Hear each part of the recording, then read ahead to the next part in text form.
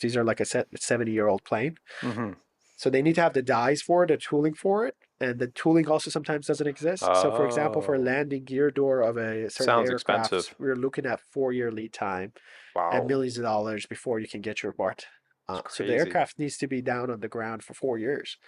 To hugely affect the fleet readiness Hmm. for our military. So we're working with them, turning some of those 4-year lead times into days. There's a big interest in America to reshore manufacturing.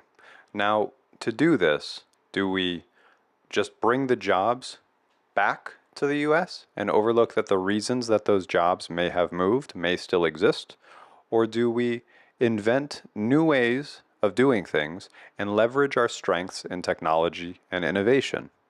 This interview is with Edward Mehr, and he is firmly in the second camp. He wants to invent new ways to do manufacturing, and he's well positioned to help in this effort. He's the CEO and a co-founder of Machina Labs, and they're reinventing metal bending with robotics and AI.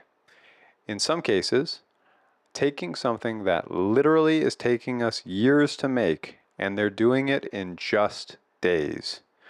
It was an awesome conversation and got me excited about the potential of robots and AI to greatly improve how we do manufacturing. You'll like this interview if you're curious about robotics and AI in manufacturing, interested in how great robotics companies are built, and if you're interested in AI for modeling complex phenomena like metal bending. Without further ado, here's my conversation with Edward.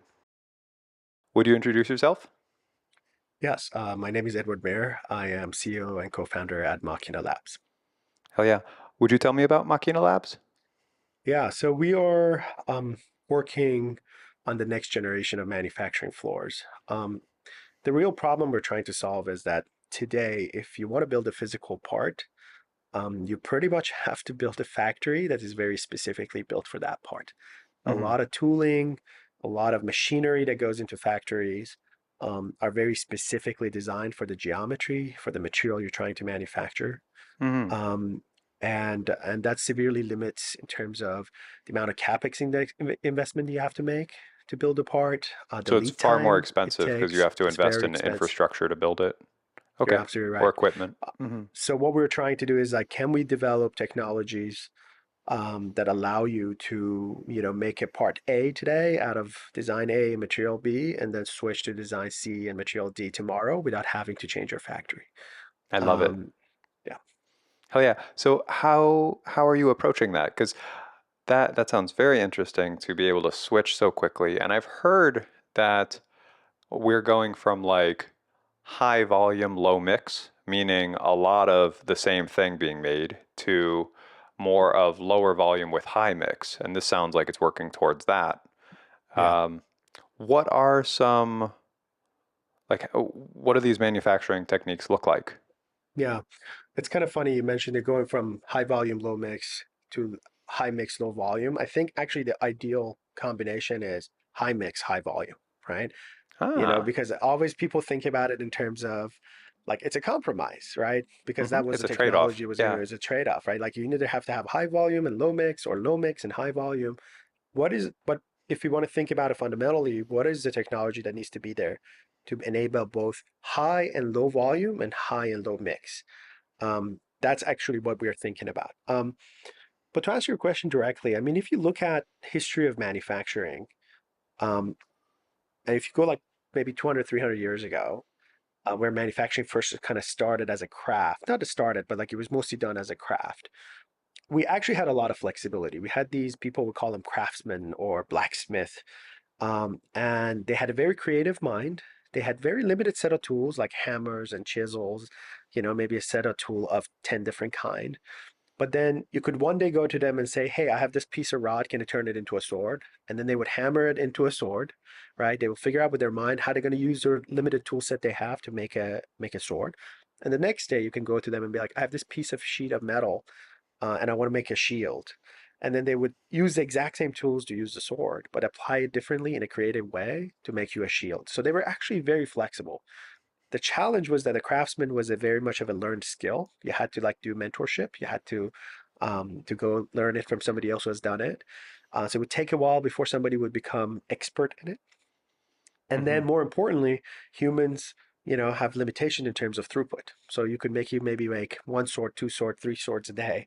But beyond that, you couldn't, right?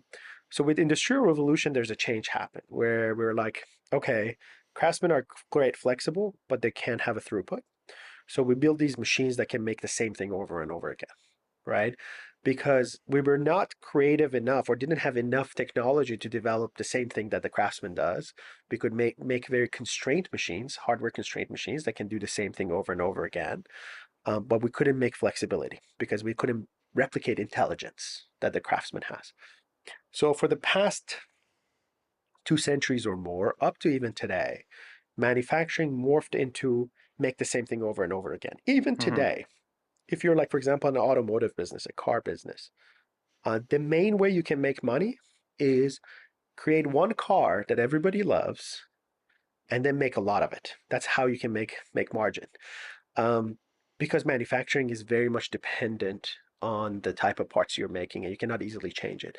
Look at Tesla. They're planning to make 5, 6 million of Model Y a year sometimes, at some point. And that means that the game is still the same as when Industrial Revolution started, right? You have to make the same thing over and over again to make it profitable.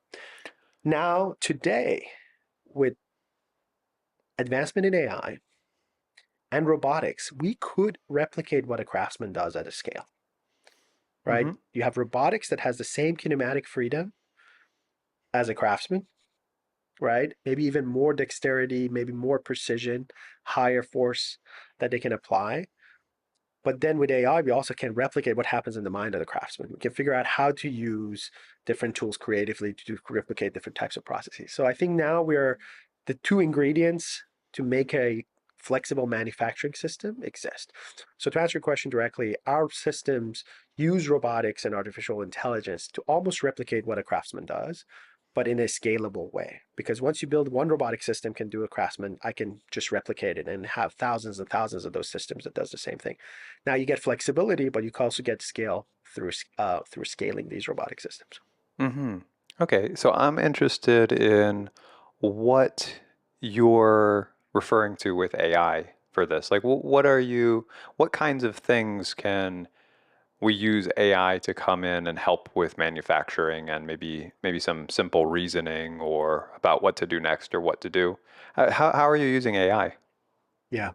So um, AI definition of AI has changed over time since Oh, definitely. its inception. If you look at 1960s, and I come from computer science background. If you look at Mm-hmm. 1960s, intelligent AI systems were actually rule-based systems. We'll call rule-based system intelligent AI system, like regular programming. Mm-hmm. Um, um, and then over time, as we develop new techniques, new empirical techniques, where we can find patterns in the data and use those patterns to actually do a task that a human does more easily and more automated, then it starts kind of shaping the definition of AI to more things that the humans can do. Um, so there are a whole array of tasks in manufacturing that falls within different categories. Up to today, most of the automation has been what I call classical AI, where you define the rules and the system just follows the rules. Um, Mm. but if you Okay. look at the type of manufacturing we talked about, where a craftsman can figure out a sequence of events, can look at a piece of metal, and as it's hammering it, figure out what is the next steps that it needs to do, that's a type of AI we're talking about. I Uh, see. it's not following a set of rules. It's finding patterns in making a task done. And that task might be forming a sheet of metal into precision from a flat sheet. What are the set of process parameters? What are the set of sequence of tasks that needs to be done to get a flat sheet of metal all the way to the final product? You cannot easily define it. You cannot define it. It's not a rule based. That's why it has been a Mm-hmm. craft. You have to learn it from somebody, mentor. Um, but with AI, we can actually capture what is happening in the process using different ways of capturing data. And then it starts identifying what are the patterns that the craftsman uses to get to a right part. And that's what we're talking about here. Cool.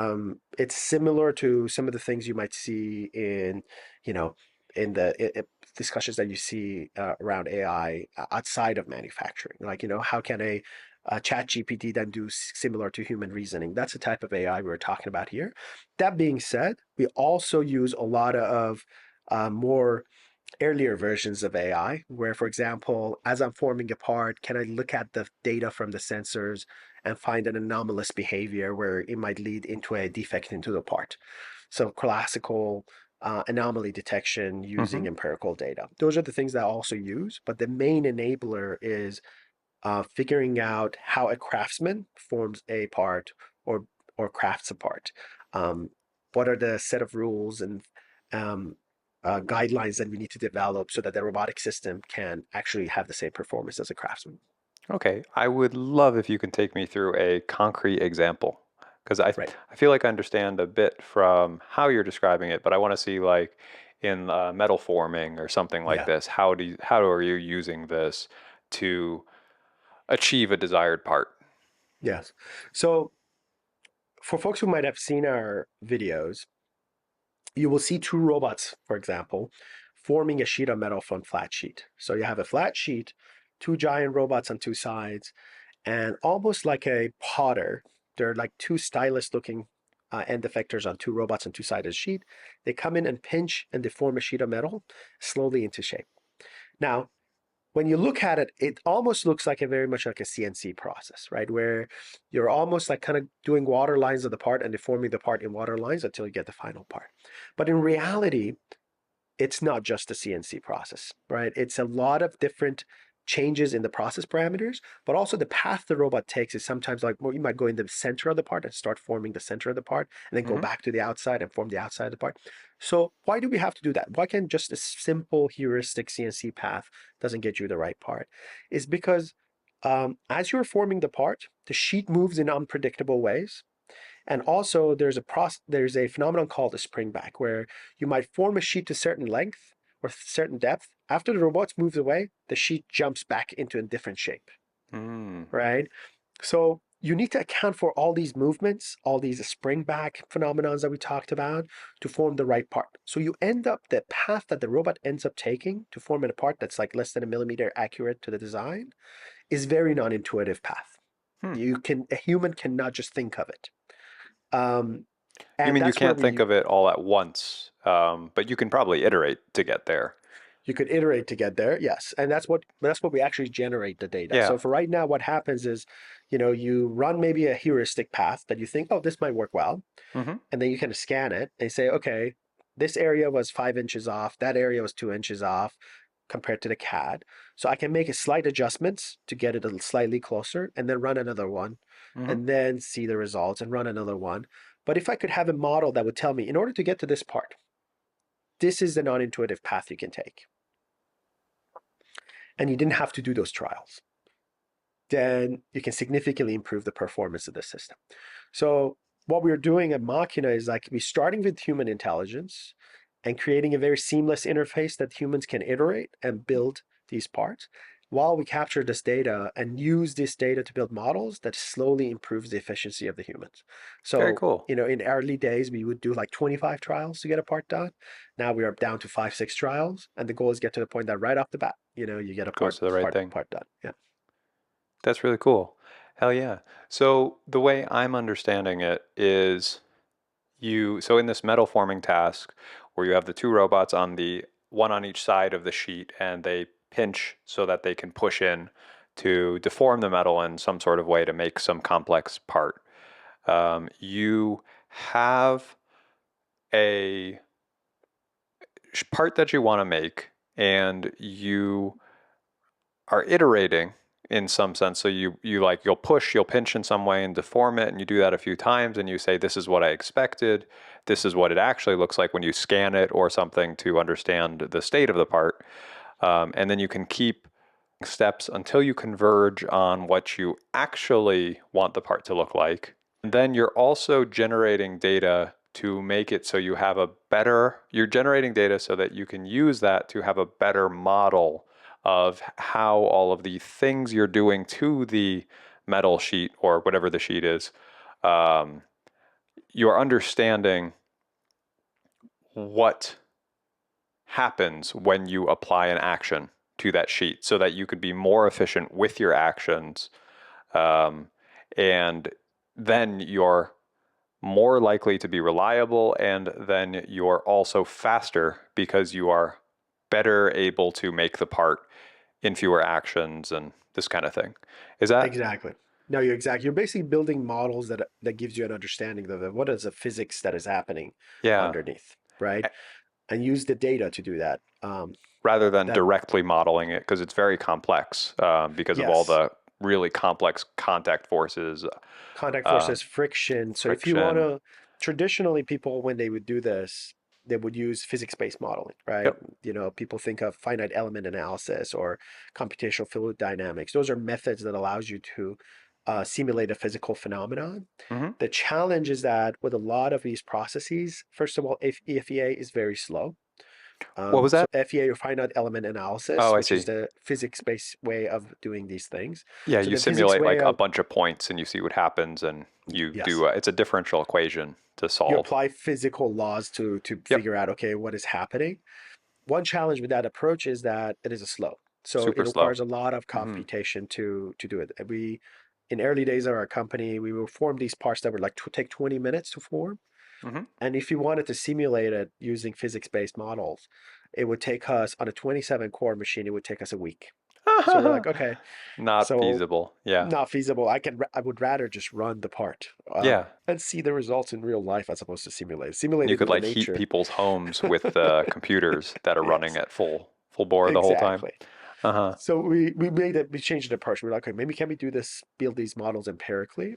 And the Uh-huh. other challenge with physics-based models is that even if they're fast, they're not accurate. To your point, you might not be modeling everything that's in there. For example, there might be some miscalibration in a robot that you're not modeling. There might be some friction forces that causes some issues. There might be Oh some yeah. adhesion between the end effector and the material that you're not modeling or Yeah, you're not the model aware of. just isn't good enough to Yes. do the task. I mean, like one thing that really struck me in my electrical engineering education is so voltage equals resistance times current, Yeah. but so V equals IR, Yeah. but not at high frequencies. And then so the model breaks down. So the model is correct up to in some environment, or Mm. at least pretty close to correct in some environment. And so if you're doing complex things on a part, I would imagine the physics-based models just don't capture all the phenomenon very Yes. well. Yeah, you're exactly right. And that's what's there's a need to build these empirical models. They're faster to inference, right? So Hmm. you can get the result of it really fast once you build it. And then because they're based on physical data, you're almost taking into account everything that's happening in real world. Hmm. The key though is as you're building these robotic system, you need to build a system that allows you to expose that data you need to build Yeah. these models. And that's what some of the architectural decisions we had to make is that how can I capture the data that I need at every millisecond of this process so I can model it. Hmm. And it affects your product development and what kind of robotics you want to use and what kind of control loops you want to use. Okay. So I just that is very interesting, and I want to get more into that. But just so I understand at a high level, as I'm understanding things now, you have two parts really. One is the iterative working towards a task using your existing model, and the other one is the I've captured data, let me learn a better model part. So you Yeah. have those two things. Okay. Um, so how did you design it how did you design your system so that you can make an efficient transfer to your data part of Yeah. this so that you can learn a better model? Because that's very interesting. Yeah. So there is, the choice of your architecture, your hardware architecture greatly affects your ability to get data. So Hmm. you can imagine, for example, in a stamping operation, which is a traditional way of forming sheet metal parts, where you have a giant press and you have dies that are male and a female die, and you put a Hmm. sheet in between and you stamp it. Um, Not a whole lot of opportunities to capture data. Like, okay, It's like we're going to start put and end it's start and end. You can and capture inputs. some kind of an input to the either if it's a hydraulic press or a servo press, the Hmm. current or hydraulic pressure or whatever throughout the time. But you cannot really know what is happening to your part in a very granular way because it's inside a very destructive stamping press. Hmm. So with our process, because we're incrementally forming it, we can capture. a lot of little details, like what is the forces? And Every what's the once in a while, response? scan it. What is the response on both robots? How much current we're putting through through the motors? How much deflection we're looking at each of the robots? Oh wow, so you're Um, doing this on the full system. It's yes, not just okay, that's really interesting. I was assuming you were just I what I had assumed is that you just have the sheet and then you have a model that says we applied this force, this point force at these locations, and then we scanned it and this was the result, and that would inform the model. But going down to like current on motors on the arm is really awesome because I guess they're yes, non-linear in their response most likely. yes. And so then modeling that actually probably makes a lot of sense. Yeah. Sounds hard So though. yeah, so the robot itself, and you're in robotics, so you fully appreciate this, is depending on the pose, you might get different deflection profiles, right? Hmm. If a robot's completely, extended out, it might deflect much easier with less force. Hmm. So the K constant for it is much, much more flexible than like when it is in, in a very stiff position. So we need to actually can take into account both the system itself, Hmm. how it's responding to the process, and then also the material, like how is the sheet deforming, what Yeah, forces you require to deform the sheet, but what kind of a deformation you're going to get, what kind of spring back you want to get. So you want to capture that at every step of the process, and the more data, the more granular you can capture the data, the the more better. easier it is for you to make the model, but more importantly, the more data you have to build a model, because a lot of these processes require a lot of data. So if you had start and end model, you have to make a lot of parts. But if I could get Hmm. deflection at every point of couple of hours that I You get form a this lot part, more every data. form of, Yeah. I have a lot more data. Yeah. It's a lot easier to converge to a good model with that, I would imagine. Yes. One question just for my understanding, because I don't know too much about metal forming. When you're metal forming, you constrain all the edges of the sheet of metal that you're going to be forming, right? Yes, So you it's could. I sitting mean, in we like a do picture that. frame almost, right? Yeah, you could do that. I mean, that's what we do today. Uh-huh. But that's another parameter. Yep. You could modulate the amount of basic pressure you're putting on the boundary. So then when you do that, you're pushing into it and you're pinching part of the metal out. So what I assume is that the metal gets a bit thinner where it's stretched out. Yep. And so I would imagine that that's complex. Like, I don't know so in a finished part, how significant is the thinness, the thickness of the material changed when you kind of push it out quite a bit? Because that Yes. would be another dimension in the modeling, I would Yes. imagine, the thickness of the Yes. metal part now. Yes. So it depends on what path you take to deform the material.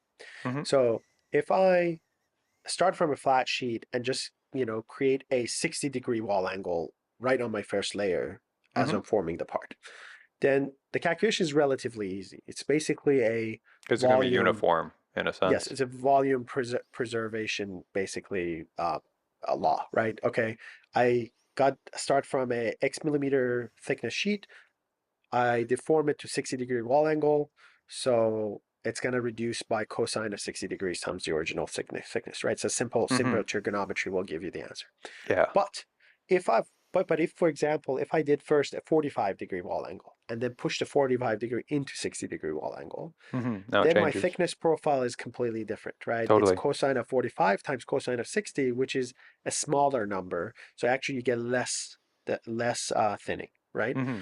So so if you add thickness preservation or set certain thickness targets for your geometry, your final geometry, which you can, that Hmm. also affects in what order you want to form the part, right? Hmm. You might want to form intermediate geometries and then push Oh, those intermediate geometries to the final geometry.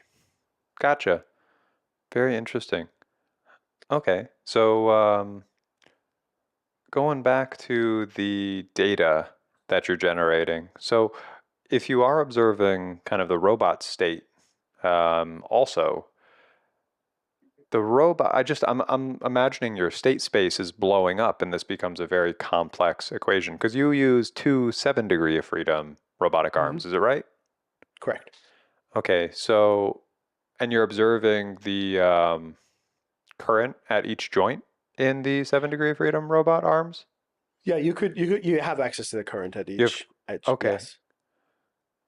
I'm imagining it's a very challenging optimization because it's very high dimensions. And maybe you use something like neural networks that are very expressive to fit this, but then you might get a big risk of overfitting and it might be tough Yeah. to generalize. Just tell me about some of those challenges of working in a high dimensional space and how you guys deal with this. Yeah. So when you're in high dimensional space, you have two challenges. Well, basically, you have two routes of making models that are accurate. One is generate a lot of data, Hmm. What you're doing. which is something you can do, and we are doing as well. Or in the short term, in the earlier days where you don't have enough data, you can also try to break down the problem. Basically, do physics Oh, informed modeling, yeah. right? Right. So you can start You saying, reduce your okay, space for reduce your optimization space. by leveraging things like physics simulation. Yes. Okay, I see. For example, you can say, okay, if my robot is deflecting, I can either create a deflection model based on the currents and the joint angles, right? And that will be my space. Or I can just say most of the deflection happens in each joint and then model each joint differently. And then calculate the total deflection based on the configuration of the joints, right? So Hmm. now you're taking advantage of kinematics and physics to say, okay, I can simplify. I almost feature engineering, they Hmm. call it in the data world. Like I am informing it. Maybe there's a better way. I can solve half of it for you as long as you tell me how each joint deflects. Yeah. Um, and then, so those are some of the things we did So you're early on. We use, compressing your yes, dimensions, basically. So you yes, have fewer dimensions and it's more tractable with whatever data you have for this kind of thing. How do you go from zero data to some data? Do you start with physics based and you just like poke it a few times and see what exactly. happens and then start to bootstrap a model, or how was that? That's exactly what we did, right? So do like Yeah. back of the envelope, not even physics based, back of the envelope Yep. calculation initially. I remember our initial deflection compensation model wasn't even in joint space, it was in Cartesian space, which has Yeah. nothing to do with the robot. But we're like, okay, maybe Yeah, there's that's how I would have enough, thought approached it too. right? Hmm. Like they're like different in z direction as opposed to xy. So I can do a Cartesian based Hmm. deflection model. That took us a long way until we start seeing tears in very complex parts. And then we're like, okay, this is pose dependent. So we need to start, kind of like increase the complexity of the model. But at that point, you have enough data to start looking into what that model will look like. So Yeah, the how, key, oh, yeah, go go ahead. ahead.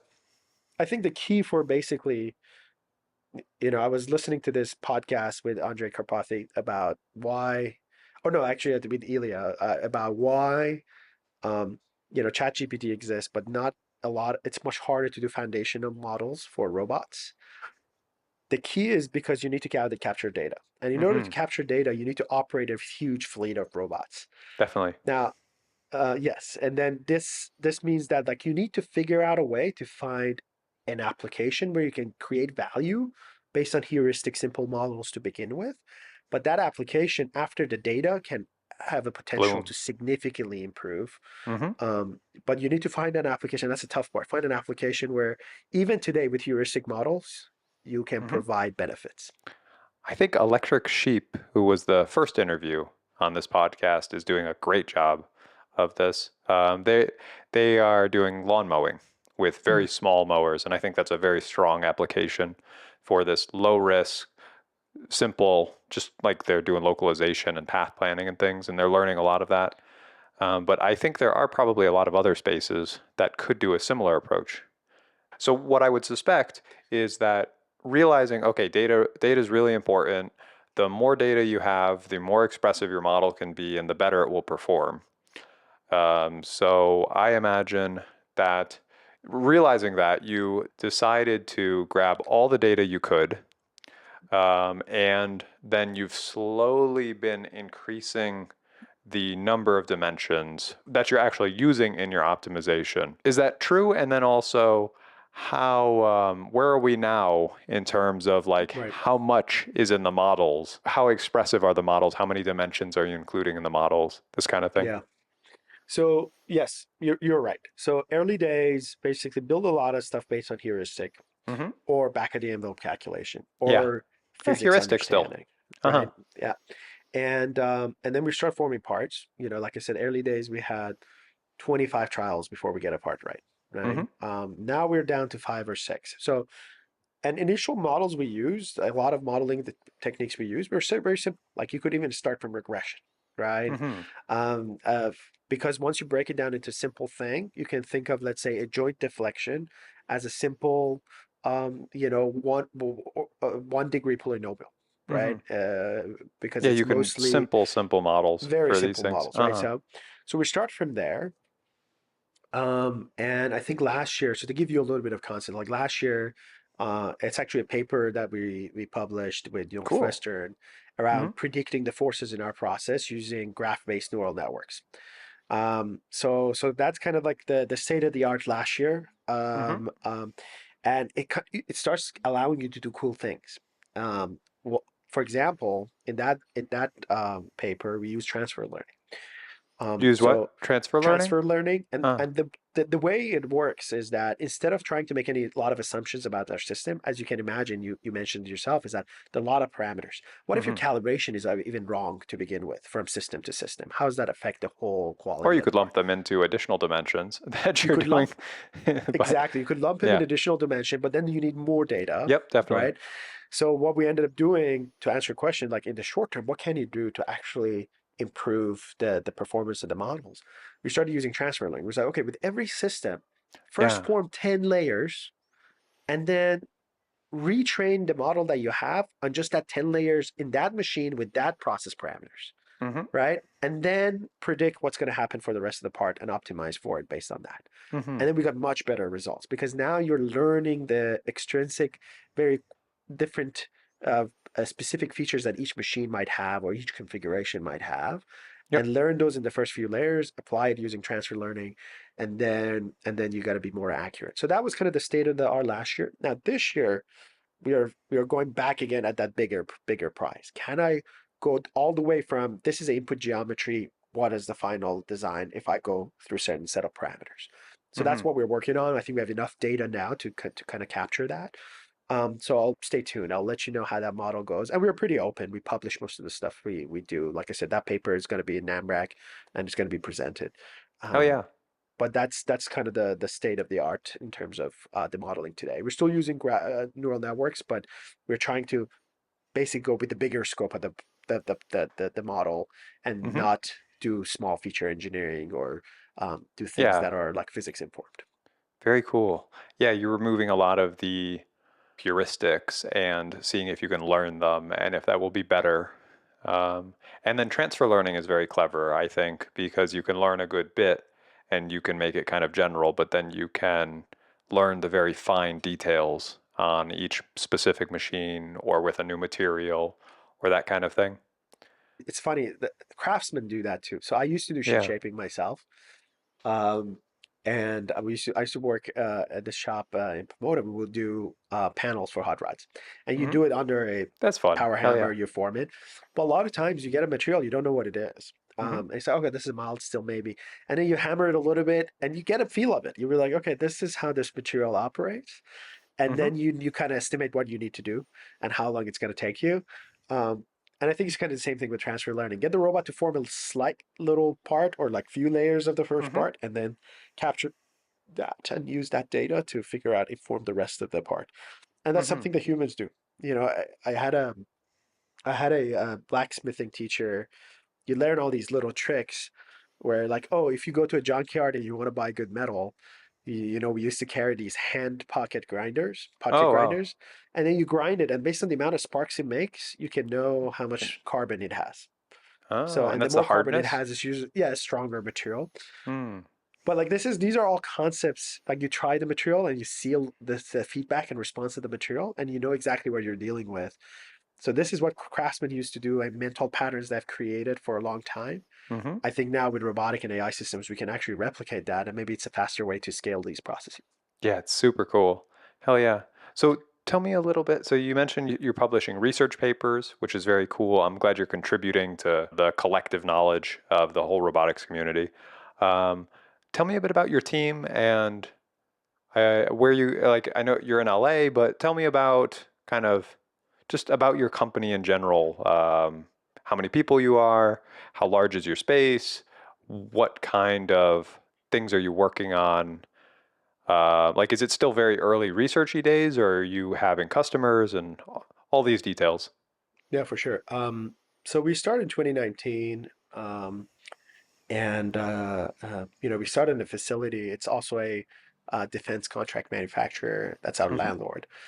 We got the back portion of this facility with actually a little bit of shares. We paid the landlord rent in shares, Nice. and they're very supportive. But since then, we kind of expanded in the same facility. We have 35,000 square foot in this facility. Hmm.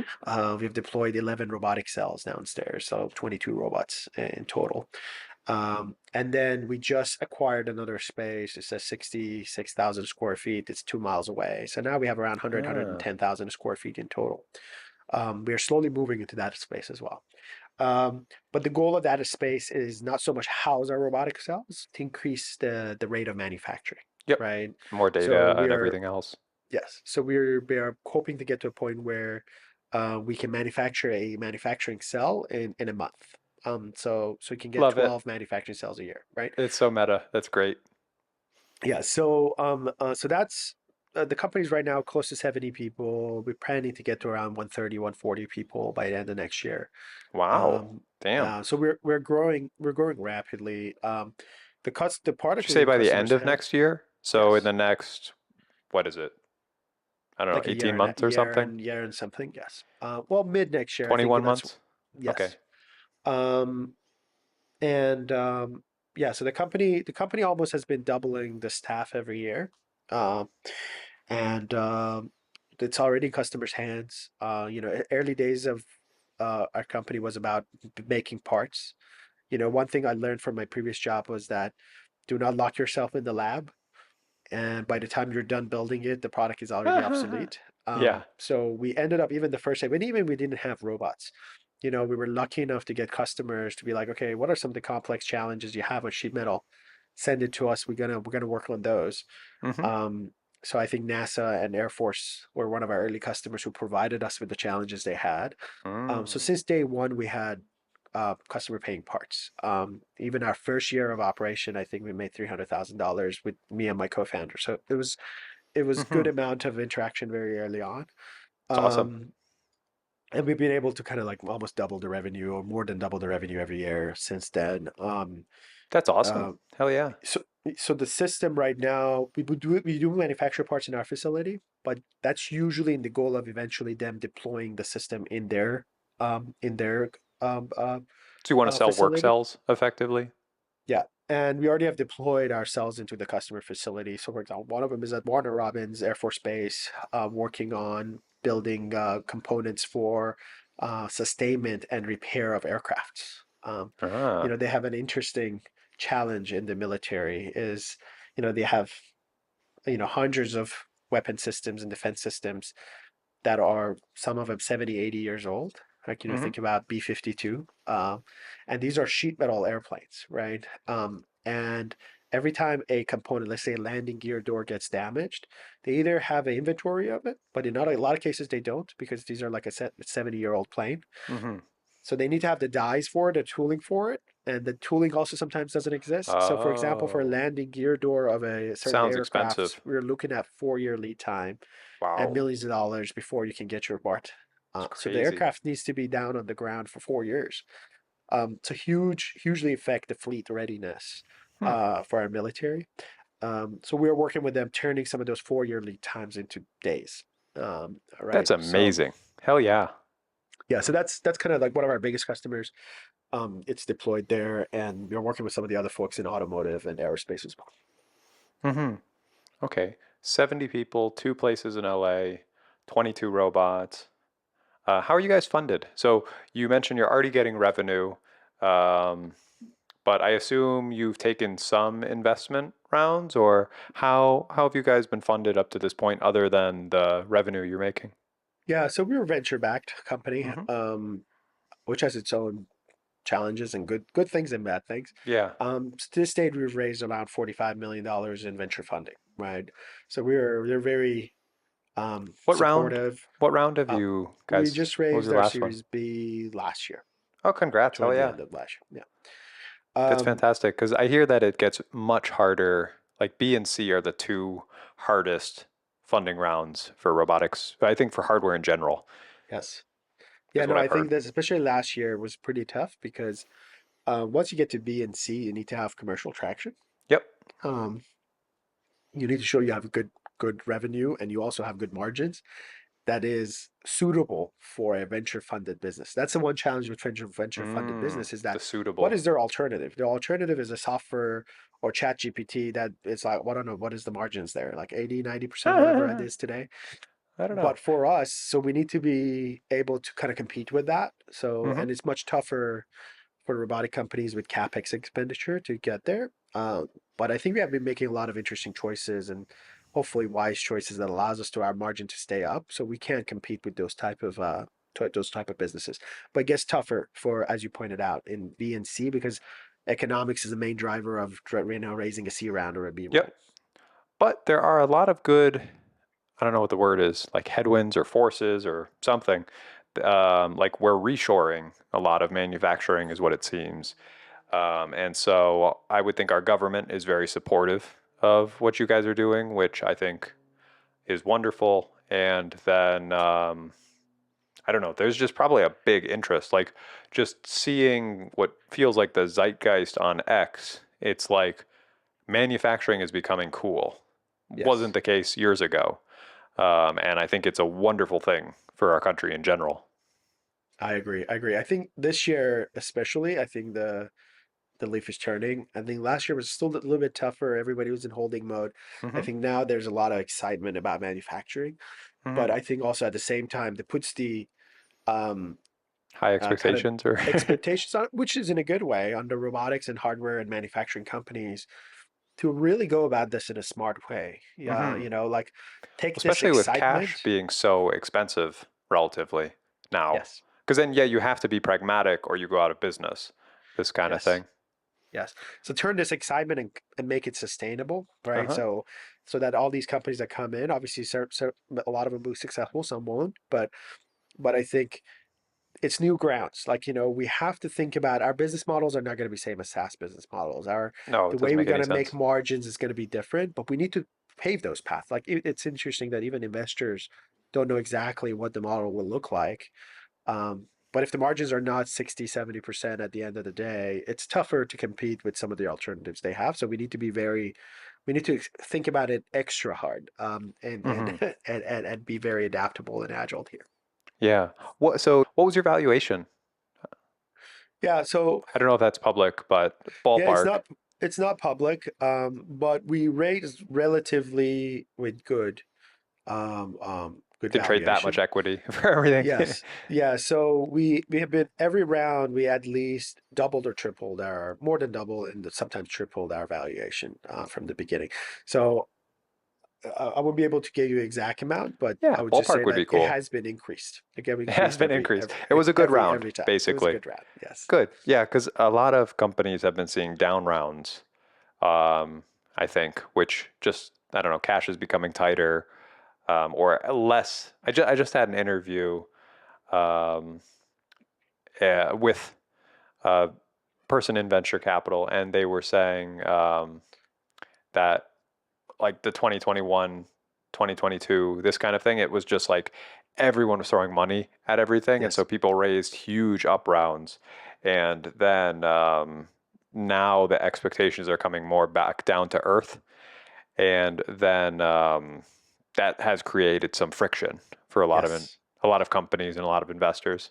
Yeah, no, I mean, you're absolutely right. I think we were lucky that every round is more than double the Yep. So you valuation. guys are doing great. So hell yeah. But I think part of that is as tempting as it is to get a very high valuation in early days, I think it is very important to uh, kind of almost pace your progress and set Definitely. milestones in a way where you don't set yourself up for a down round.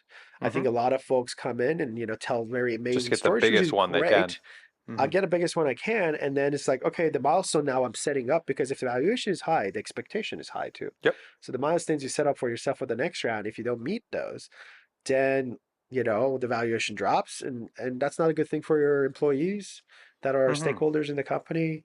Obviously not a good thing for your investors as well, but more importantly for the employees who are kind of like leaving jobs at Microsoft and Google to join your company. I want to always show them that like this is a better alternative than staying in those places. If you have a down round, that's not a good thing. Hmm. So another thing that's interesting to me, you guys are in LA. Tell me about the LA, and actually, how how close to like the major part of LA are you? Like far out east, or where are you in the LA region? Yeah, if you're familiar with it, I think we're in the Valley. So Oh, hell yeah! So north. it is Los Angeles, the city, Yep.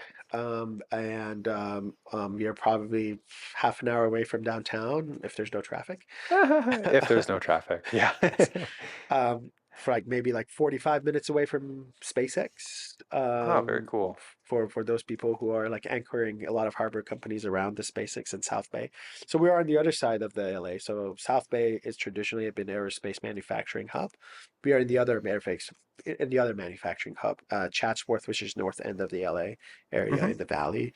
We have companies like a lot of aerospace companies and machine shops here as well. So it's a big manufacturing hub. Hmm. Um, it's one of the other, basically, it's the other manufacturing hub. What's the other one from The that? South Bay, like Oh, basically, other one in LA, I see. yeah, like El Segundo, Torrance, Hawthorne, that region, which is like Gotcha. 45 minutes away from us. Yeah. And so, do you think it's a very good thing for you guys to be very close to, like, relatively close to SpaceX and a lot of military bases? Like, is it a really good spot? I think so. I mean, I think we have a good ability to attract hardware talent here. Software is a little bit tougher, right? Because we're mostly They're in competing with SF companies in or the in the Bay Bay. Area or maybe East Coast a little bit, Boston, Ah, and New York. So it's a little bit tougher on the software side, but overall, I think the hardware talent is much more accessible here. gotcha. Very cool. Let's see. So pivoting a little bit, why haven't we seen many big and successful robotics companies yet? Yeah, yeah. I think nobody really has figured out what is the right business model for robotics companies. I think for a robotic company to be successful, for any company to be successful, I Hmm. think, especially a startup, you need to almost provide 10x improvements. The reason for 10x improvement is that um, as a startup, you're mostly odds are against your success, right? Hmm. You might run out of cash. Your talent might not come in. You might make a few mistakes that causes your company to die. So you're really prone to failure. So if the opportunity you're going after is not 10x better, like the outcome is going to be 10 times better at least than the current outcome, Hmm. then you have very limited room for mistakes. Hmm. Because if you're 10x, the So you potential view it as outcome is 10x margin better. in a sense. In Like a the amount of sense, yes, times margin better of it's safety. yeah. Yeah. So if you So only do two times better, you have a very small margin yeah, relative to you make someone who has few 10 times. mistakes and I now see. you're as good as the traditional technology, right? And you're like, Yep. okay, is it really better? Do I want to pay more for robotics in this Hmm. space? And I think that's the problem a lot of companies had. There are a lot of incremental improvements, and I don't think you can build a company on incremental improvement, at least in this space. In finance, maybe you can, but in this space, you can't, right? And this It space needs to being be robotics, you're saying, or robotics, yes, technology robotics and a slash hardware, I would say to slash some extent, hardware. because you need to have that room for failures and Hmm. say, okay, despite all the failures, maybe I end up being 2x better. I started at 10x and then I end up being 2x better, but still 2x better, right? Hmm. Um, so that has been, I think, a story with a lot of So robotic like a really companies. strong concept initially that creates Yes, really great improvements.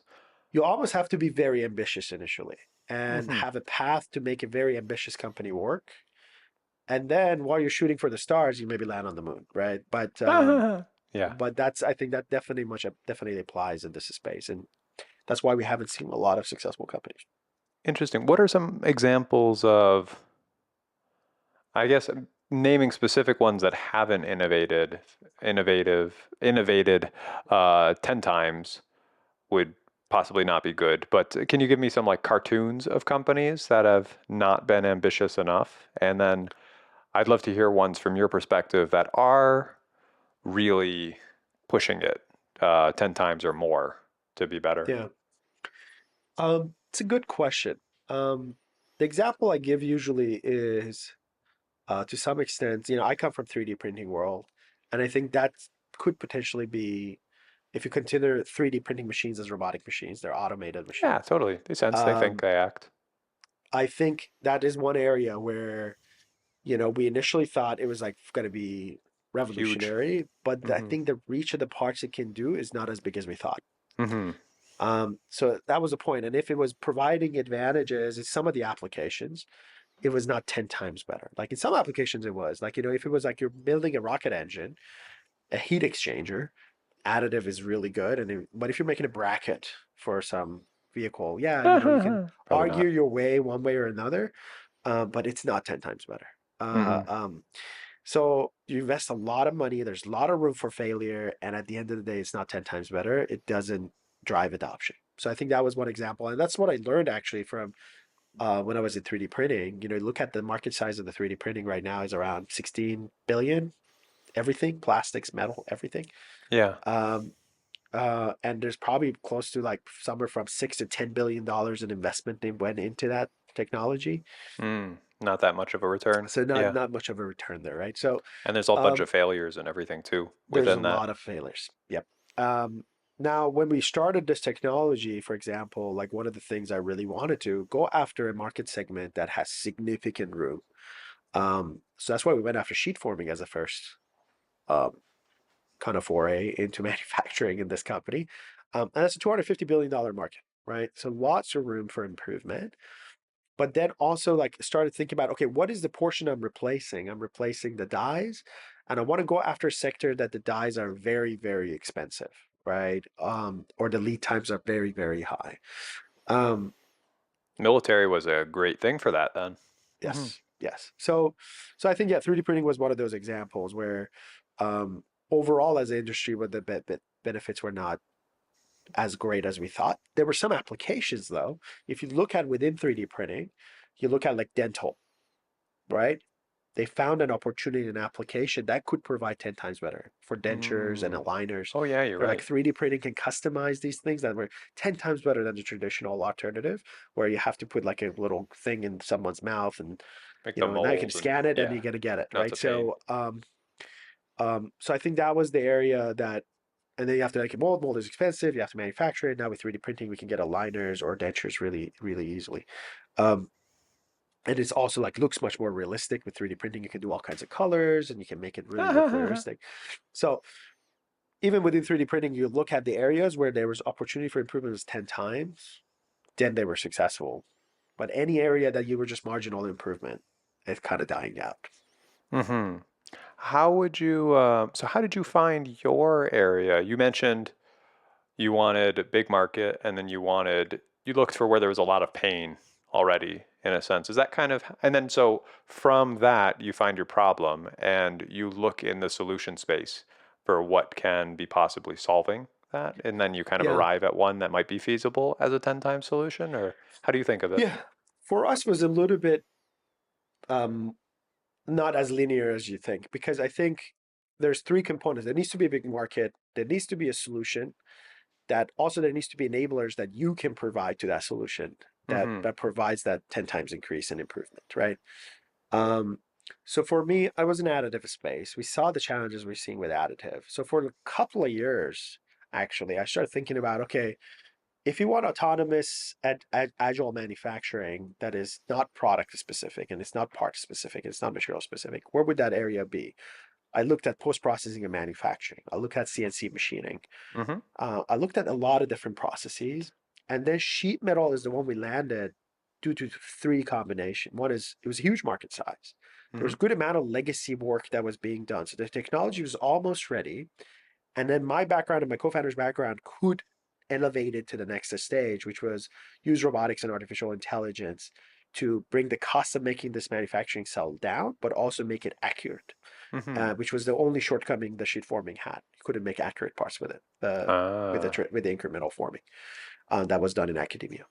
Um, so for us, it was a little bit of an exploratory process. I don't think there's a I don't think there is a recipe Yeah, it's that not can simple for advertise. sure. You just got to iterate on a bunch of processes and see where your skill set can provide an enabler, but there's still a huge market. Yeah. And the jury's out. We'll see. We think it's a big market we are going after, but we'll see. We'll see how we do. Well, I Um, mean, you've made it this far, which, not to say that's like success is not certain by any means, but it's a good indicator, I think. And especially because your valuation has been good and you have, I feel like a lot of wind at your back already yeah. for a lot of manufacturing coming to the US. Um, so yeah, jury's out, but it's looking good. Looking good so far. Yeah, I think it's looking good so far, but it is tough. I think that's probably the toughest portion. I have an all hands coming up, which we're going to talk a little bit about Machina's master plan. I'm planning to actually put that on Twitter as well or on Oh, X, hell yeah. so people can see. But I think yeah, you need to really try to be in early days. You need to be ambitious, but not overly ambitious in terms of that the technology is not feasible. Hmm. Um, but you need to be as ambitious as you can think the technology can take you, so you have enough room for failure, basically. Yeah. A way that I've thought about it is I've seen many companies that have ambitious plans, but their plans rely on like four or five, whatever, technologies that are all at the cutting edge, being ready at the same time. And that kind of thing doesn't lead to terribly good things. There's too much risk in it, in my belief. Whereas the companies that I see that are a lot more successful, they pick almost always old technology, except for one area where they're going to innovate.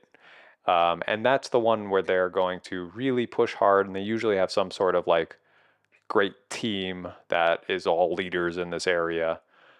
And they're going to push that one technology to the cusp of whatever it is that they are trying to solve. Um, Yeah, mhm. it's two side of the thing. Like you need to have a big opportunity, which provides Yep. you a lot of room to failure. But then on the risk side, if you have five or six or seven different risks in technology, then you're gonna exhaust your ability to fail. Like you're gonna exhaust your failure quota, right? Oh, yeah.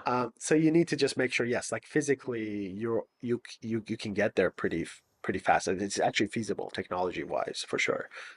That's a big portion of it. Like I said, in our case, it was like robotics. Can I make the price of the technology, the system cheaper using robotics? And that's why we use off the shelf robotics as opposed to building our Yep. own gantry system or our Yeah. own custom system, right? And And also, then it's the less other to work on. It's one of that's the work on. those you're using old established technology, There's not the you're not interfaces building already an arm yourself. exist. I don't need to build a tool changer for it. There are already Oh tool yeah. changers existed for it. I don't need to build a calibration system for it. There's already a calibration system out there. All I need to then focus on, if I use robotics off the shelf, I need to focus on my intelligence, Hmm. which is enabled by these model building, right? So now I have one big technical risk, but it's a good risk. It's a risk that we're seeing with all the developments in AI is constantly being improved and de-risked. So um, you're absolutely right. You don't want to build the company on 10 different risks Hmm. and hope that all of them will align somehow. Um, Definitely. Now, not not saying accepting venture capital money is bad or anything, um, but I would just be curious about your thoughts on this. Do you think you could do what you've done without venture capital dollars for this kind of thing? Or what would the path be? Or how much slower would it be? Like, what are your thoughts around this? so venture also ties into this conversation we just had Hmm. really well. Because what does venture do? Venture is going after opportunities. The colloquially say each check should be able to pay the fund back.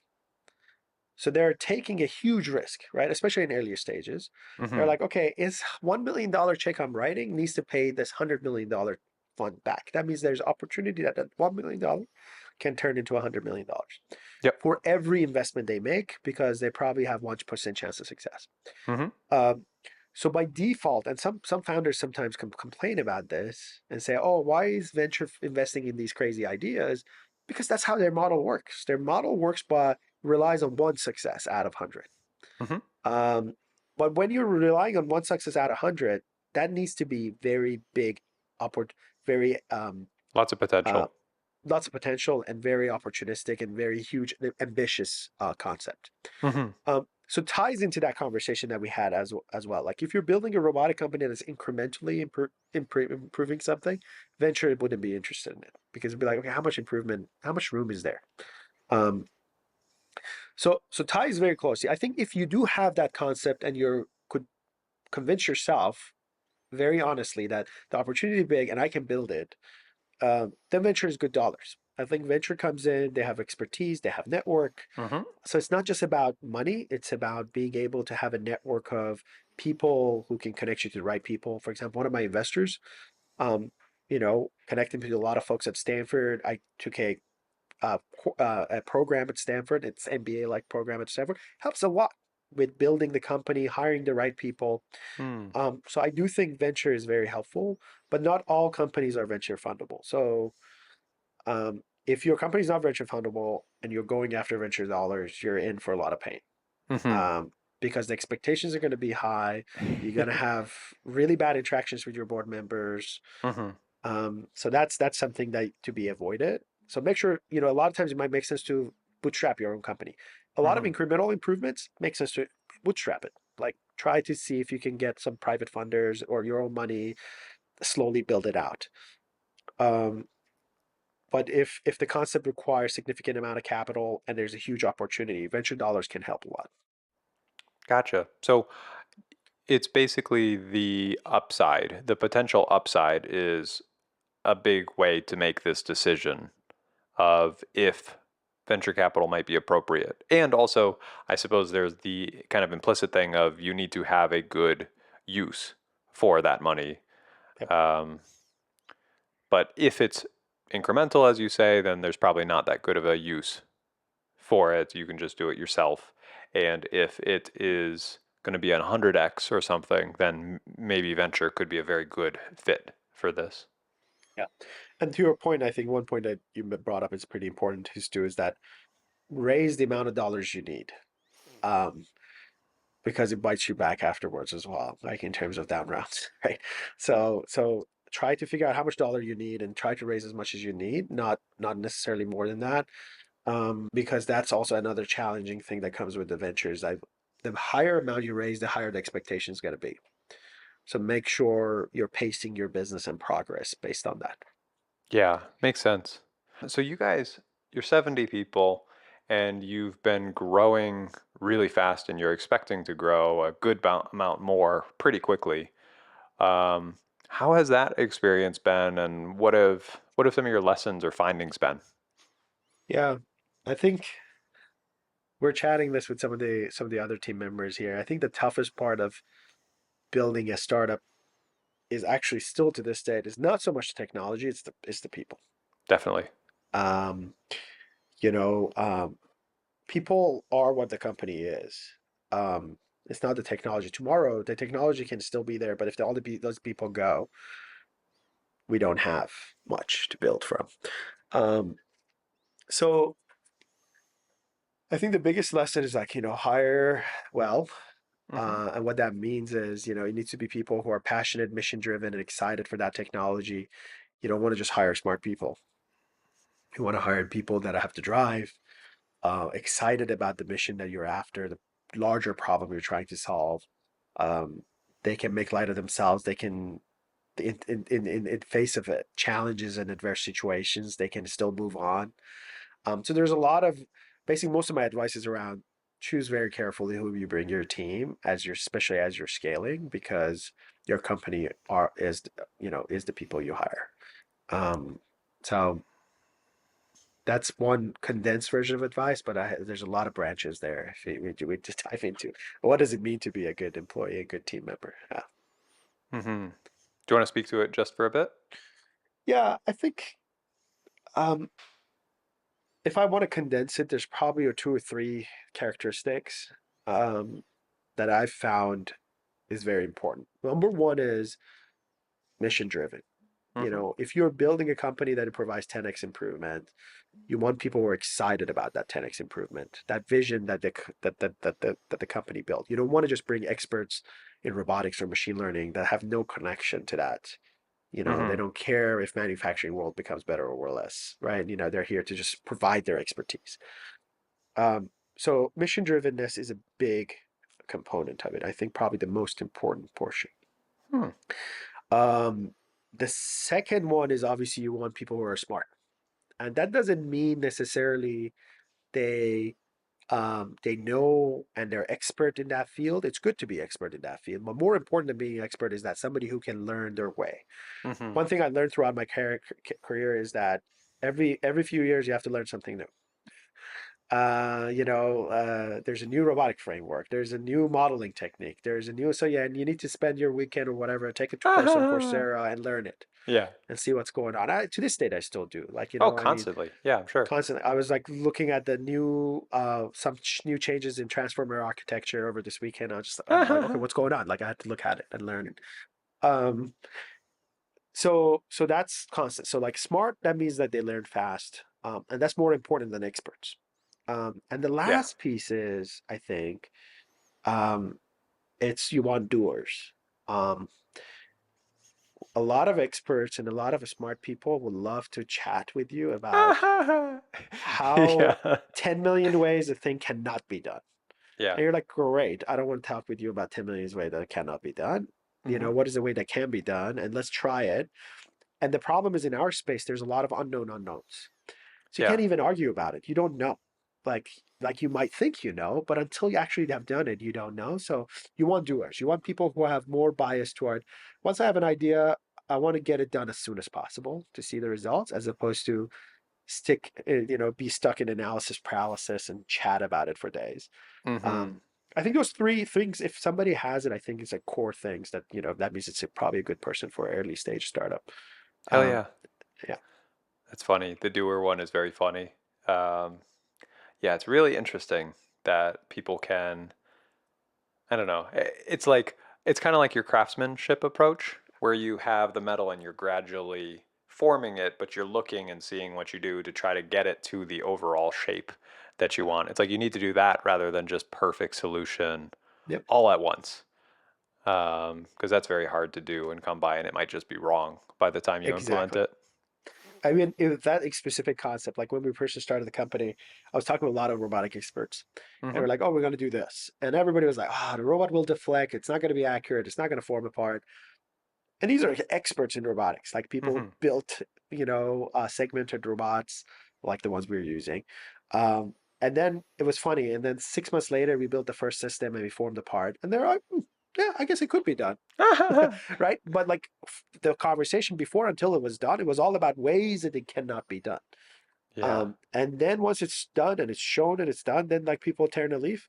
Um, but those are the people you don't want in your team. You almost want people who are almost like naive enough to try it, right? But they have enough expert to back and build a good system, expertise to build a good system, but they're not too smart that prevents them to actually take an action. Yeah. It's funny that we say too smart to do the thing. I don't know. It's almost like if you're too smart, you see all the things, but then you can't do it. I don't think it is that though. I would imagine it's more fear of trying and failing or something like this. Like I think some people just don't like uncertainty, and pushing into something and not knowing if it will work or not is terrifying in some Yeah. sense. Yeah, I mean, I have a lot of smart friends. I would say very smart is that because they can play that chess in their head. Yeah. The reason I say they're too smart is that if they play chess with me, they will always beat me because Yeah. they see like 10 moves ahead, Yeah. right? And I almost say a person who's seeing 10 moves ahead might not be a good fit for early stage startups, right? Because Ah. because the problem is in chess you might see 10 moves ahead and it's a very predictable environment, but there's a lot of unknown Unknown unknowns. unknowns. Yeah. So you want to almost it's almost as like explore the map. It's one of those game like a strategy games where you the Fog of map war and lights open up, like let's go in that direction, and it's like the map opens up a little yeah, bit, totally. and then we can make a decision. That's what really happens in real world. It's not really chess. So very, very smart friends, and we're like, well, this will happen, then this thing will happen, then that thing happened. That's why it's not possible. And we're like, Ah, but the moment you do the first estate, there might be 10 options open up that you didn't know you couldn't think of today. yeah, In chess, that's not the case, but in real world, that's the case because it's yeah, much more chaotic. totally. Or if they were playing chess, it's like, okay, you have to pre-decide your next 10 moves or whatever, and you get to pick every single time what your move will be looking at the state of the board. You would have a pretty significant advantage.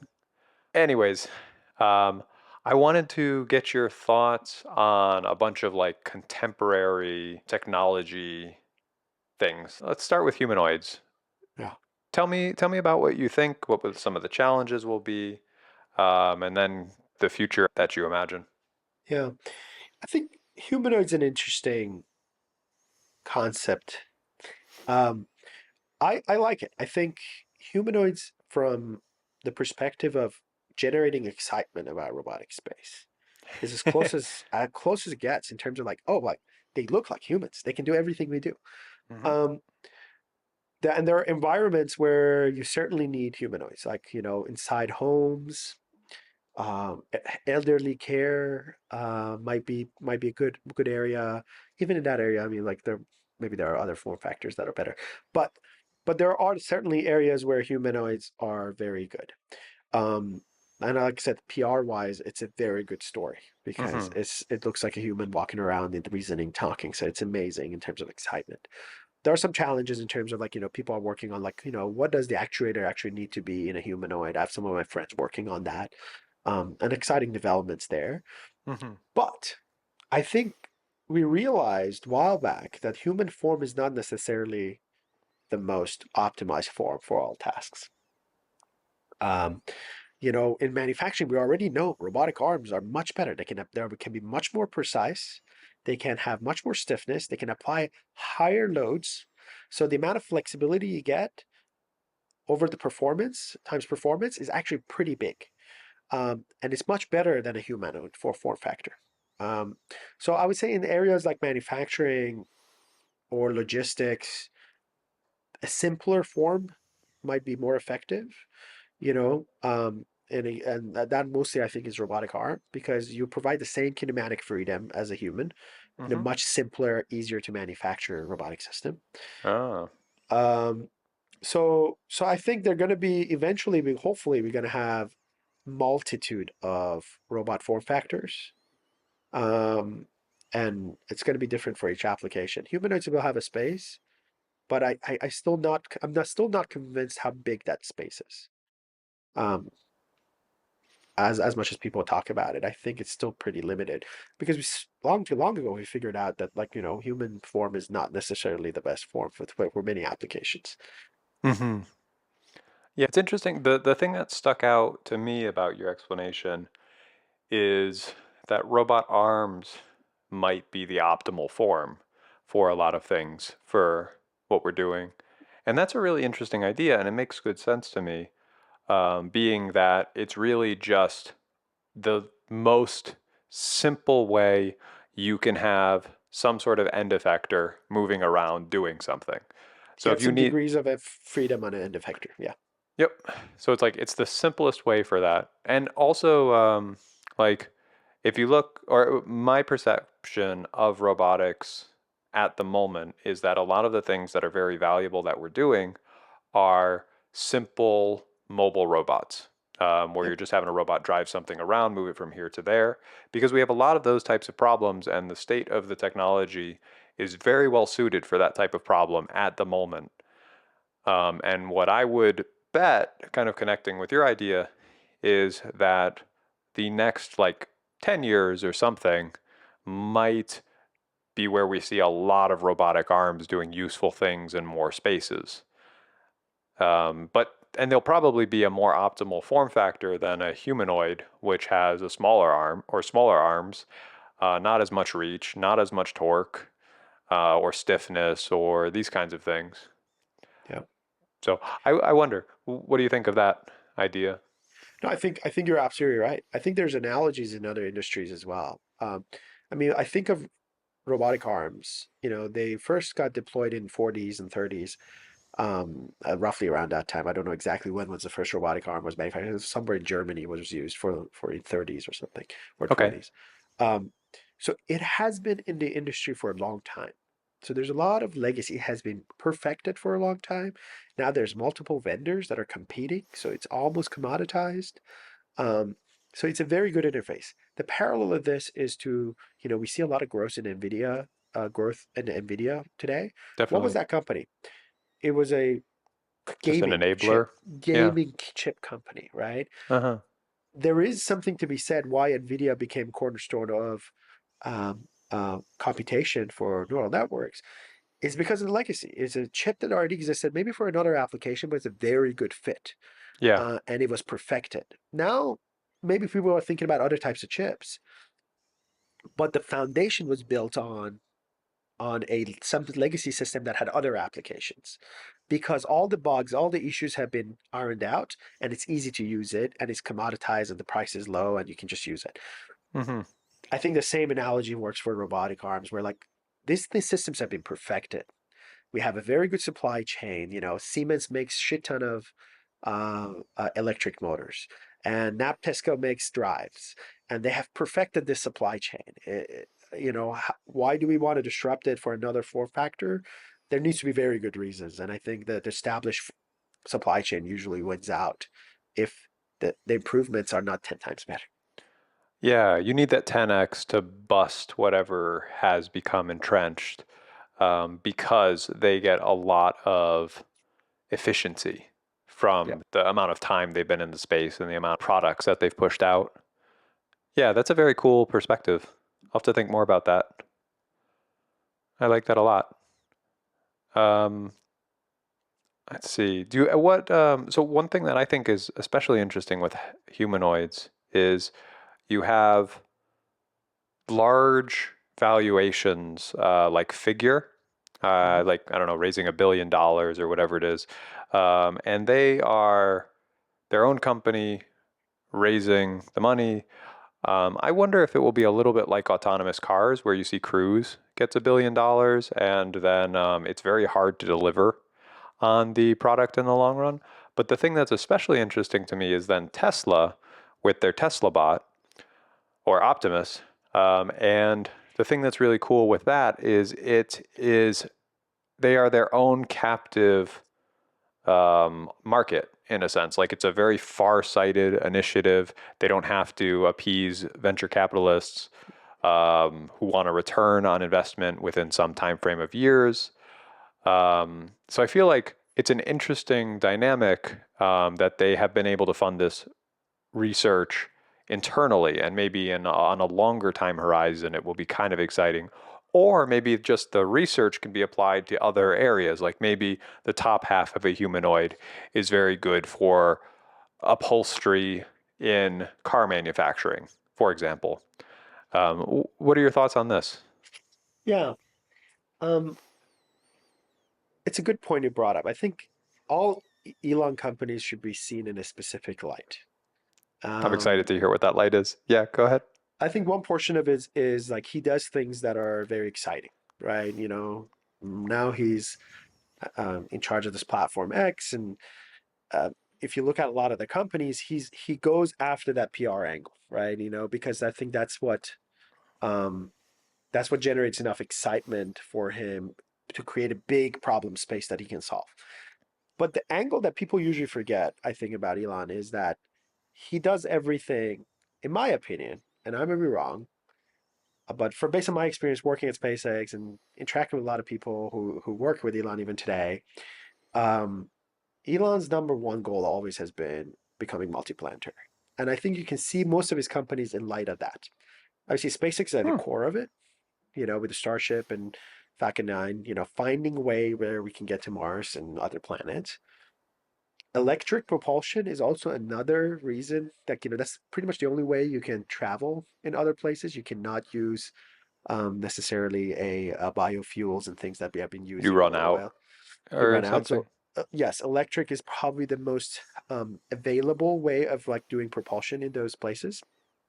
Um, and then you look at Boring Company. If we go to Mars, there's going to be radiation out there. We need to go down in the ground. So Aha!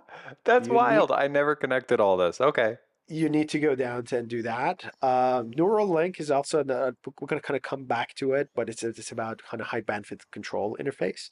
Yeah. Um, And then I think of humanoids also an easy interface for astronauts. If you build a system for humans, then you can replace them with Oh. humanoids for outer space applications.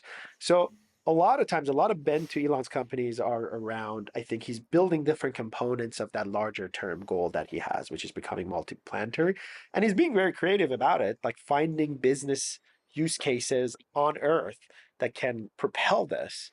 But I do think he always had that bend toward multiplanetary. And that's why he starts from there, basically. He looks at what do I need on Mars and then Aha! big build backwards on what you need to build here on Earth. So that's that. Figure, I don't know. I don't know enough to know, but I think Elon companies at least are unique in that perspective. Yeah, that is a very interesting way to frame it, and it makes sense. I had never connected those dots. I love it. Hell yeah. And then so now moving on to AI. When we started, you were saying AI. You're using AI, and I think AI has become a good bit of a like buzzword marketing thing. Like everyone wants to say AI when they mean machine learning, Yeah. which is optimization from my perspective, like regression or things like this. And but so from my perspective of what you guys are doing, it's not Chat GPT. It's not, you're using neural networks. But I don't know. Tell me about your thoughts on AI, and then we'll go Yeah. into more specifics. Yeah. So it's kind of interesting. I mean, the definition of AI has changed Oh, yeah, definitely. over time, right? I think, like I said, like if you look at back in 60s and 70s, like rule-based systems were considered artificial intelligence. Then when I was in school in 2004, we were talking about kind of tree search as a AI system where like you basically kind of like rolling out future in multiple step, you optimize and then you get that. And then with the data, the definition moved toward ML. Oh. Basically, can I find the pattern in a set of data the same way human finds a pattern? Like you look at a picture and the pattern of colors and lines tells you it's a dog. Um, and that became kind of like the state of the art for AI. Mm-hmm. Now, I think with transformers, that again changed into large language models. Became the state of the art of AI because you could talk to it and it will talk to you like a human. But the core of large language models that are GPT or transformers Yep. is the same as to me, for me, it's the same as a more simpler neural network. Me And too. then It just it is has the some same data as, and each pipeline. node of those is basically regression mode. Yeah. So they're all kind of That's why I say almost like optimization. Like, maturity of the same system, all yep. the way even to large language models. So I categorize them as the same technology, and AI being the term that we always apply to the most Cutting edge. advanced cutting edge Uh, portion of that. So yes, we do use machine learning. We are using graph neural networks, yep. so closer. And then with this next project, we are using transformers to Cool. do a multimodal So you can have a little kind of context optimization. You remembered can have in a a sense. context, and you can also like do. We're talking about multimodal models now, where you can feed it an image of a cat of a part, but you can also feed it an instruction of what accuracy you want, and then come up with the robot actions. So it's a multimodal model that we are looking going That's after. super cool. Okay, I got to learn more about that kind of thing. So that Uh-huh. is closer to what is happening with ChatGPT. Now, I think the definition of the AI will progress every time we beat the boundary. Yeah. Now, is it the Terminator or the Skynet? Not yet. I mean, in pop culture, that's what people think of AI. Um, But if you go into academic text, the definition has changed over time. So I don't Yeah. know. I don't know what to call actually AI. I mean, like you can talk about go with the pop culture reference. I don't think anybody's there yet. No. Um, but if you go with the LLM, then you can talk about okay, transformers are maybe AI, building components AI. We are modeling Yeah. using transformers. So it's a question of how you define it. Yeah, for sure. Yeah, it's been funny that it's like whatever is, I guess, I don't know, I guess AGI, artificial general intelligence, is like the new thing everyone's trying to do. And that's kind of the holy grail of all this AI stuff. But it's funny that it's like, oh, artificial intelligence will never get this, and then it completes in chess, and then it competes and beats the top guy or the top person in Go, and then Yes. it's like, oh, it's not AI yet. Every one of these ones we redefine AI. So yeah, I see what you mean where we change the definition. What are your thoughts on ChatGPT or large language models more specifically, and where they're useful, I suppose. Yeah. So I think the way I think about large language models, and I'm not an expert in the field. I have very surface knowledge in that field. Um, I think there's something special about it. Uh, Obviously, they're language models, so they can just talk, Yep. right?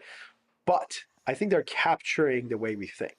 Because if you can say, I think of language as the way we're encoding human knowledge and thought process, I think mastering that is as close as possible we have figured out to this date into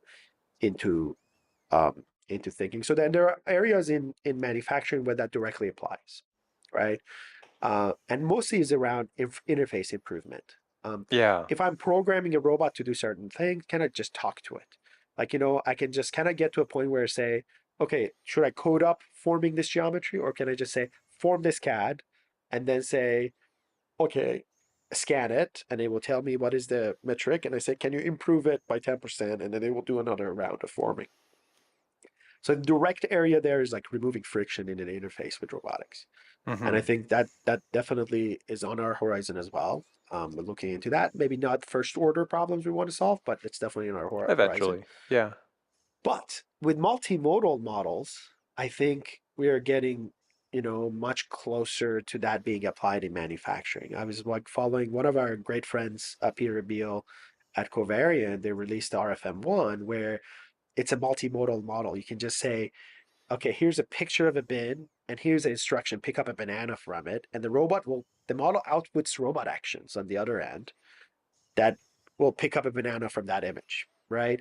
Hmm. Um, so It's super now, cool. now we're getting not just text, we're using the same component, which are transformers, same building block, but creating these multimodal, multi-interface, multi-medium models that can input image, still frame, large Yeah, language, it and doesn't then matter, outputting the really. same thing. You just convert it And to data and it will do they're something with the data. combining Hmm. image and natural language in a way that like the brain does. And that's pretty exciting. I think that has a huge potential to disrupt the robotic space. Hmm. Gotcha. One of the things that was interesting to me about, especially working with like ChatGPT, and maybe this won't be as much of an issue for robotics companies because the task space could be smaller. But there's a lot of weirdness around predictable results where it'll just hallucinate something. And they are getting better. Like specifically in my experience lately, Claude 3 is way better at hallucinating far less than ChatGPT.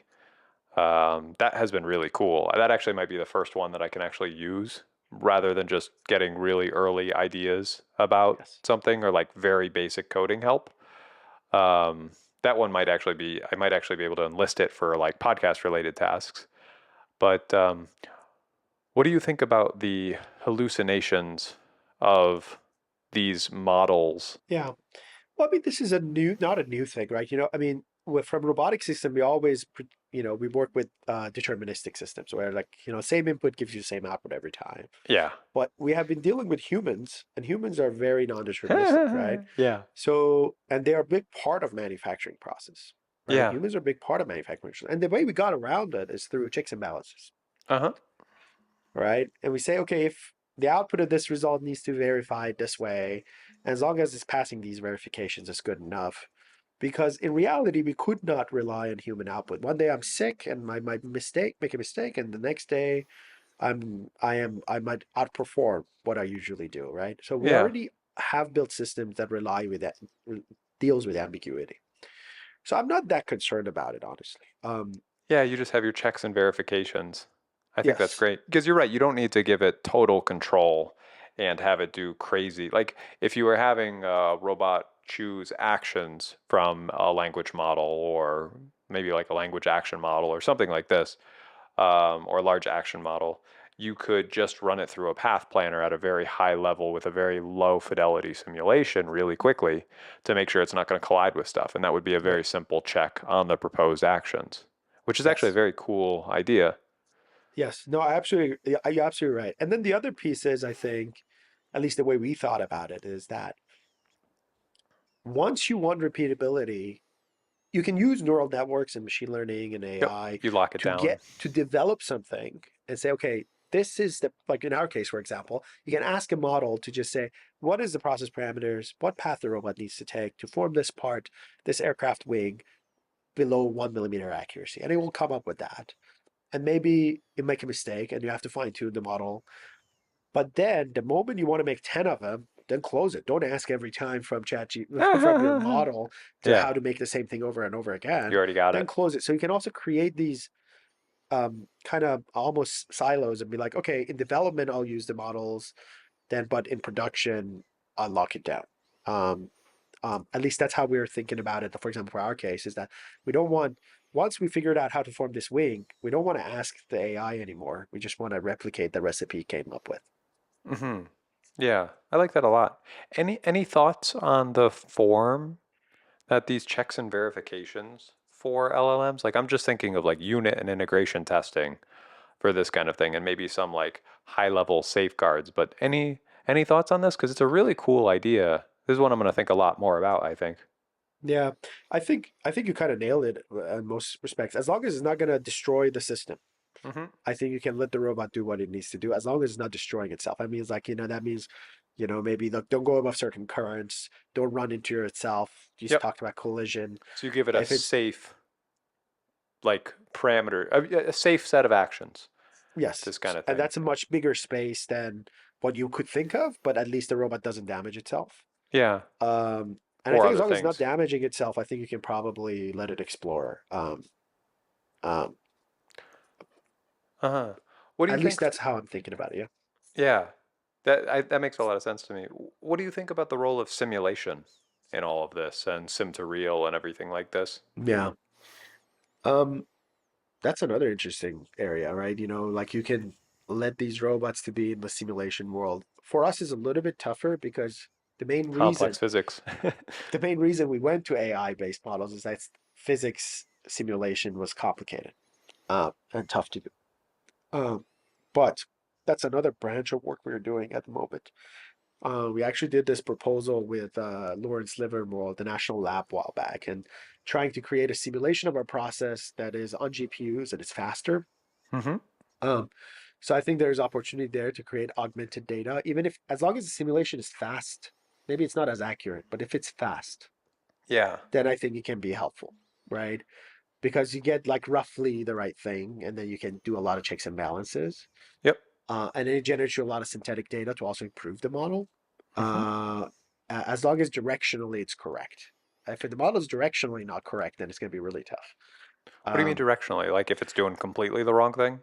yeah, completely wrong. So it's like It's accuracy. Maybe it doesn't accurately figure out what's going to happen in real world, but like that if you increase the speed, it will the converge outcome also anyways. moves in the right direction. That I is see. similar to how it was how what happens in the real world. Yeah. One work that I saw quite a while ago, I'm sure you guys are aware of stuff like this, but they were using a very high fidelity simulator and they were using machine learning to try to link one frame to the next of Yes. complex objects. And so the simulator, they ran it super slow in super high resolution, very tiny time step, all these things like this. but they learned the transitions, and then within a space of things that it had seen, it was a very fast simulator because you just had to pass through the feed forward network Yes. effectively. And that kind of thing seems really cool. And if you apply a check on that, which says, hey, are you in like super low resolution version of the simulation? Let me make sure that things are not just completely wonky, like everything shooting across the screen or whatever.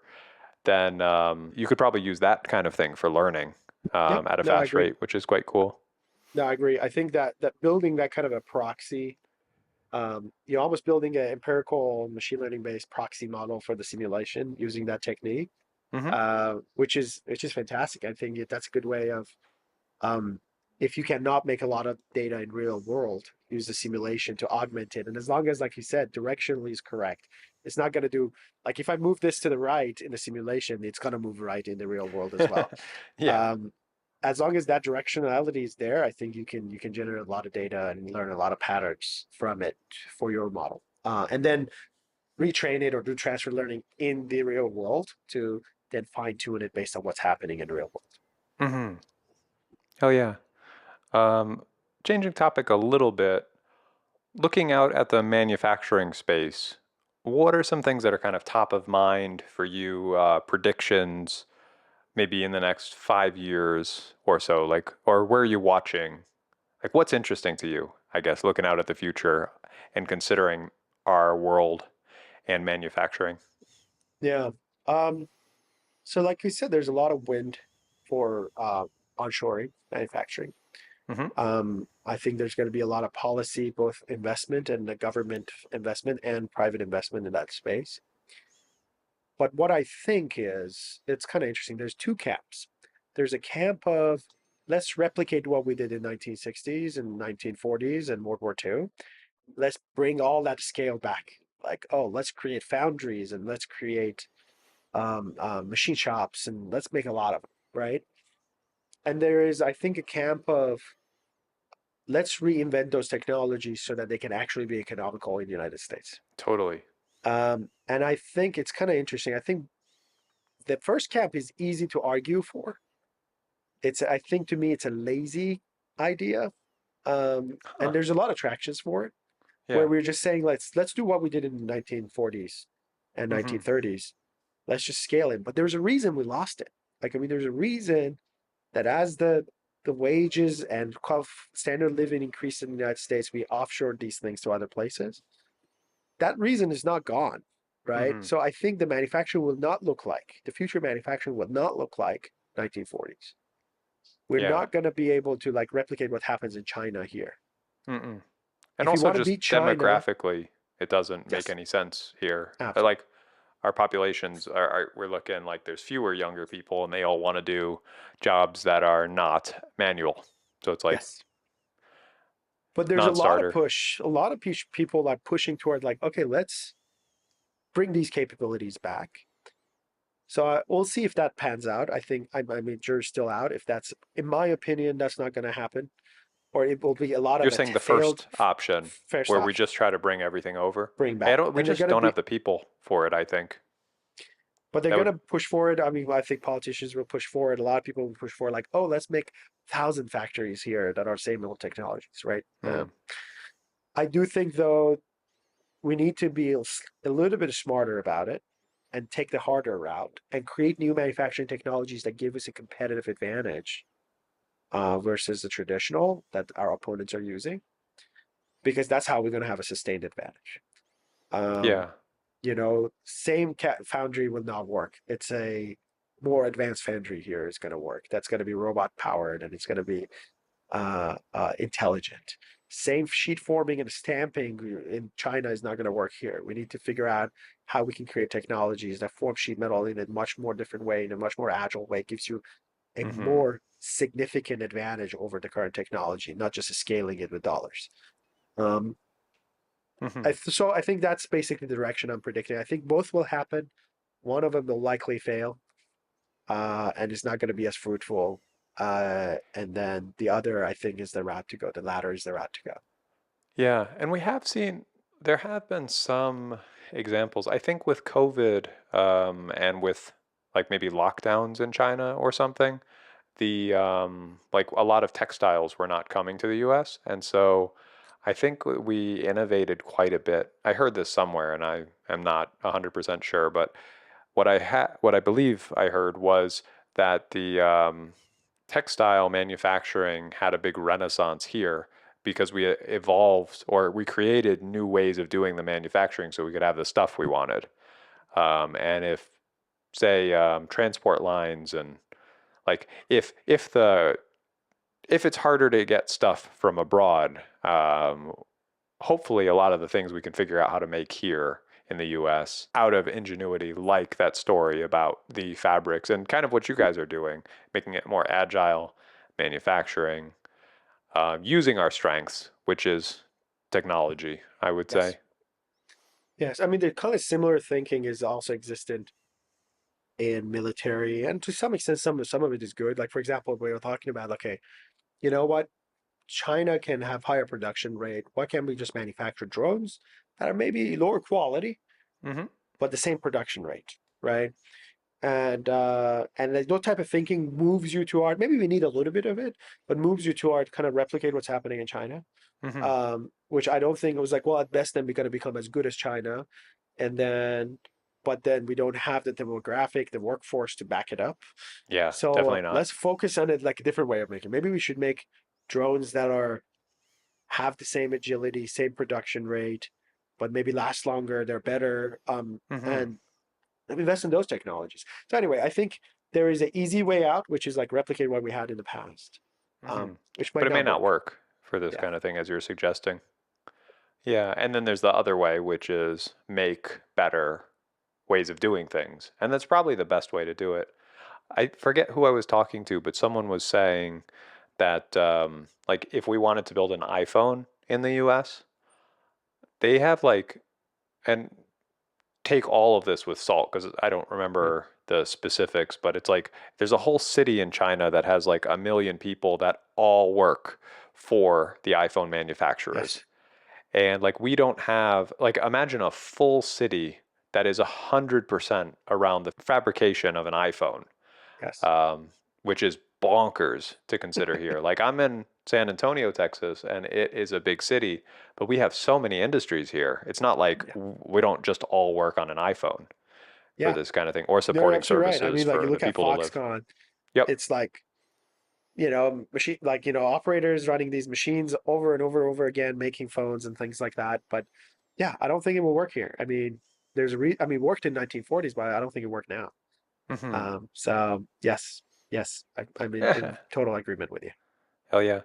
Um, what advice do you have? So, say say someone is in the early part of their career and they want to get more involved in the manufacturing space. Um, how would they do so? So they have a background in technology and they want to get more involved in the manufacturing space. Yeah, Well, what advice could kind of grease their path, make it a bit yeah. easier to get started and productively contributing? I think obviously there's like millions of ways to get involved.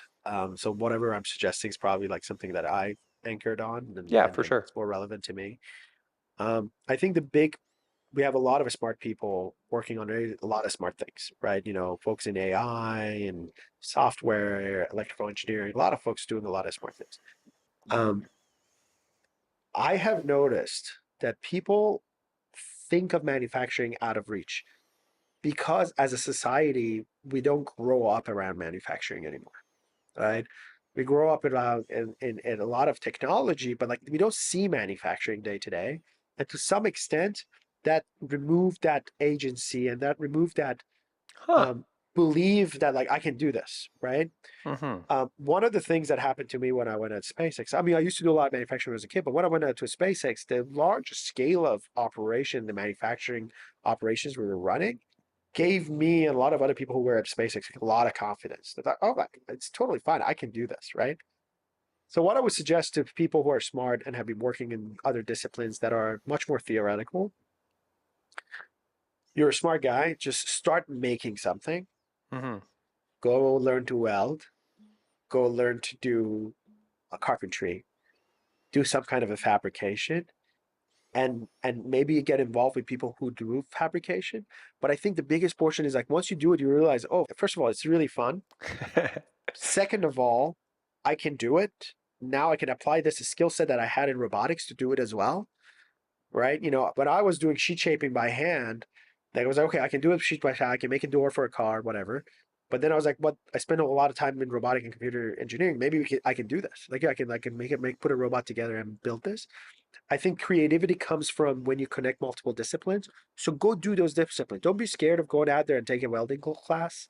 Mm-hmm. Don't be scared of go taking a carpentry class, and then start thinking about how you can connect the dots between multiple disciplines that you might be involved.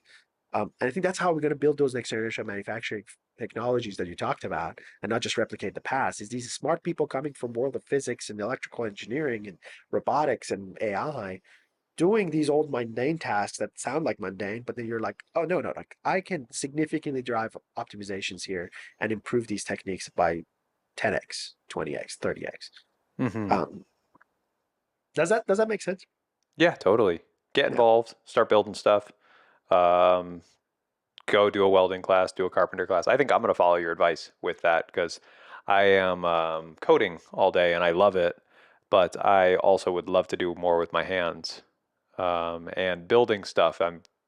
I have a pretty decent background of building things around, but I don't do much lately, and yeah, I feel like I'm losing it for this. Like simple robotics projects have been yeah, challenging.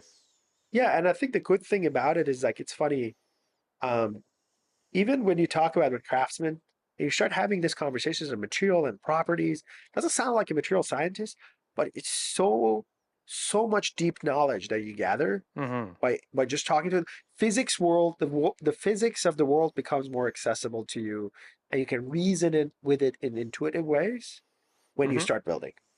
Versus before, it's just like textbook and Yep. like, oh, elastic versus plastic strain, Uh-huh. stress strain curve. Like you really get it, and then you start like feeling it with your hands, what that means. And it Uh, allows you to have very intelligent conversations and develop very complex topics much simpler, as opposed to like, coming from a metallurgy school or whatever. Anyway, I think it's kind of it's hard to describe it, but I think once you start putting your hands on things and building things, somehow you feel much more empowered, to do things. Hell yeah. Okay, we'll end there.